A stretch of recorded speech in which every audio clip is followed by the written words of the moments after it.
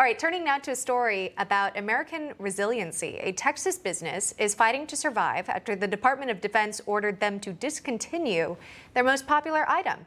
It's dog tags that have Bible verses and military insignias on them.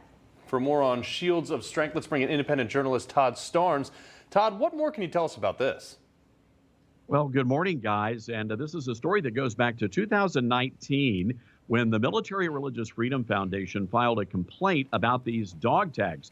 Now, the military had offered a trademark and issued a trademark to a group called Shields of Strength. They've been doing this for the past 20 years without any problems whatsoever. And these dog tags include the logo of the military, the branch of the military, along with a Bible verse. And the Military Religious Freedom Foundation became very triggered over those Bible verses. Now, this is a notorious organization.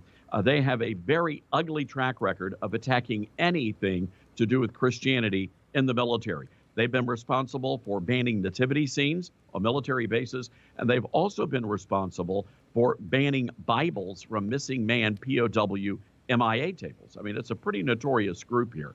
Well, the military has capitulated.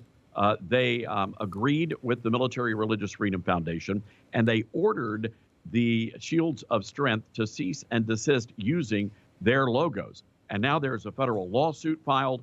The First Liberty Institute is now representing this family-owned company in Texas, and we'll have to see how all of this plays out. But I believe it is, again, an example of, and as I write in my column on Newsmax.com, it's an example of how woke the Pentagon has become just over the past couple of years. Yeah. Todd, did you say that this was a family-run business here? Talk to me about who these individuals are and maybe the people who are interested in purchasing these items. That's right. This is a family-owned company, the Vaughn family, and they've sold or given away about 4 million of these dog tags since they launched more than 20 years ago. As a matter of fact, one of the first soldiers killed in Iraq was actually wearing one of the dog tags. President George W. Bush on Memorial Day many years ago actually referenced that dog tag. And many of the military troops going into deployment have actually asked for these dog tags for the soldiers. And Shields of Strength has actually donated these dog tags to the military. So in many cases, these soldiers are being given these complimentary.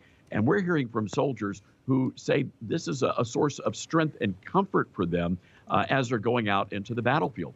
And we have links at Newsmax.com in my column so people can actually get one of these incredible dog tags. Yeah. All right.